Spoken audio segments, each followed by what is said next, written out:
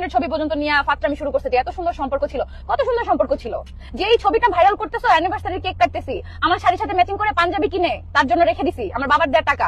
সেই পাঞ্জাবিটা পরে ওখানে বসবে কেক কাটতে, সেই 5 মিনিট সময় তার হয় নাই। সে ওই টি শার্ট পরেই বসছে, এইভাবে বসবো, কেক কাটলে কাটো, ছবি তুলে না তুলে নাই, তারপর সে উঠে চলে গেছে। আর তাকে নিয়ে তোমরা ভাইরাল করতেছো এত সুন্দর সম্পর্ক ছিল। কত সুন্দর সম্পর্ক ছিল, কি দেখছো, কতটুকু জানো? আমি 8 বছর সংসার করছি, আমি জানি আমি কি ফিল করছি। আমি যেভাবে চাইছি তাকে আমি সেভাবে কোনোভাবে চাই নাই, কোনোভাবে তাকে আমি পাই নাই ওইভাবে। আমি যে তোমাদের ভাইয়া যেভাবে আমাকে ভালোবাসে, সাপোর্ট করে, আমার সবকিছুতে আমি এরকম একটা মানুষ চাইছি। যারা বলছো যে আহাদও কিছু করে না আর তোমার এক্স হাজবেন্ডও কিছু করে না, তাহলে তখন ভিডিও করতা, তখন আমি ভিডিও করতে চাই নাই।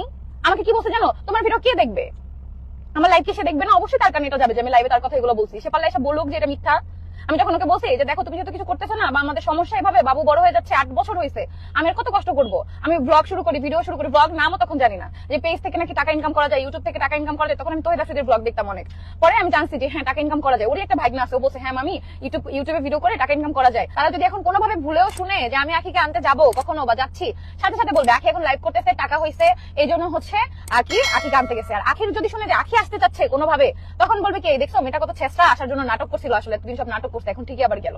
একটা মানুষ দেখলাম না, একটা ভালো বুদ্ধি দিছে আখিকে। কেউ বলছে যে আখি তুমি চলে যাও, নিজের সংসার করো, বা একটা মানুষ আমাকে ভালো বুদ্ধি দিছে যে তিশা আখিকে আনো। আমি এরকম কোনো মানুষ পাই নাই যে মিডলে কেউ থেকে এই সম্পর্কটা ঠিক করতে চাইছে, এরকম কাউকে দেখিনি। আমি কত ব্র্যান্ডের সাথে কাজ করি, আখি কত ব্র্যান্ডের সাথে কাজ করে, পারতো না কেউ যে হ্যাঁ তিশাকেও ডাকি, আখিকেও ডাকি, আহাতকেও ডাকি, ওদের ঝামেলাটা শুনি। একটা সম্পর্ক ভেঙে যাওয়া কখনোই সমাধান না। আমাদের সম্পর্কটা অনেক সুন্দর ছিল, কখনোই ডিভোর্স সমাধান না, যেখানে একটা বাচ্চা আছে। ওই যে দেখো কমেন্ট শুরু হয়ে গেছে, নাটক শুরু হয়ে গেছে। এই জন্যই না এই টপিকে আমি কোনো কথাই বলি না, বুঝতে পারছো? কারণ কোনো মানুষের না এই কমন সেন্সটা নাই। আমি দোয়া করি যে আখিকে এই বুদ্ধি দিছে যে আখি তুমি যাইও না, যে আমাকে বলছে আখির আইনও না, প্রত্যেকের ডিভোর্স হোক, প্রত্যেকের, বাচ্চা একটা থাক 10টা থাক যা কয়টা থাক, ডিভোর্স হোক। তারপর বুঝুক একটা মেয়ের ডিভোর্স হইলে সেই মেয়েটার গায়ে যখন কলঙ্ক লাগে, সে ডিভোর্সি, তারপর কেমন লাগে। তাকে এখন বলতেছে আমার ভিডিও কে দেখে, দেখো আমার ভিডিও কে দেখে, তুমি দেখো। আখি আমার কাজের মেয়ে হওয়ার যোগ্য না? জেসমিনা আলম, আমি এটা কোথাও বলিনি। আমি বলছি আমার আম্মুর ওই বাসায় যাওয়ার কথা, আখির আব্বু বলছে যে তারা আমার আম্মুকে অপমান করবে। তখন আমি বলছি ওই বাসার আশেপাশে যারা আছে তারা আমার কাজের মানুষ হওয়ার যোগ্য না যে আমার আম্মুকে অপমান। ফাহমিদা জান্নাত, আমার কাছে শাড়িগুলো একটু ভালো লাগেনি আপু। ফাহমিদা জান্নাত আপু, সবার চয়েস তো এক না, তোমার ভালো না লাগলে তুমি নিও না, তুমি দেখো লাইভ, কিন্তু নিও না, তোমার নিতে হবে না আপু। মায়াবী কন্যা, তুমি যেটা বলছো এটা আমি ট্রাই করতেছি আপু, ইনশাল্লাহ। বাকিটা দোয়া করো, পরেরটা পরে দেখা যাবে। সবকিছু তো সোশ্যাল মিডিয়ায় বলা যাবে না, তাই করতেছি। তুমি 3 বছর ধরে দেখতেছো, থ্যাংক ইউ সো মাচ। মানে শুরু থেকে দেখতেছো না? অবশ্য আমি এর আগে থেকেও হচ্ছে টিকটক ভিডিও করতাম। ওকে ফাইন, আমি খারাপ, আমি সব থেকে খারাপ, সবকিছুতে দোষ আমার। তাহলে কেন আমাকে নিয়ে কথা বলতে হবে?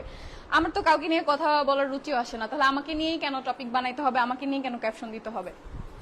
যাই হোক, এটা যার যার হচ্ছে রুচি।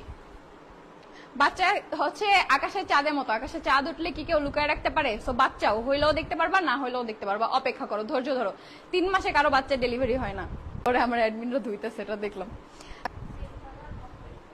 আপু আমি প্রথমে তোমাকে ভুল বুঝছি, পরে তোমার লাইফটা সম্পূর্ণ দেখলাম, পরে বুঝতে পারলাম ভুলটা তোমার না। আপু যদি